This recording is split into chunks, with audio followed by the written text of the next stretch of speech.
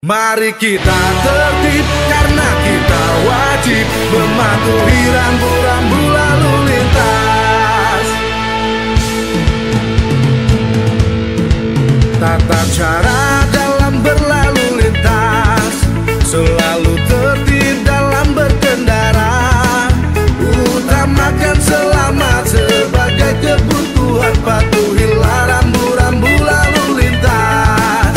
Mari kita tertib karena kita wajib mematuhi. Siang hari ini kita melaksanakan kegiatan penindakan dalam rangka Operasi Zebra Rencong 2019 dengan sudah di tempat.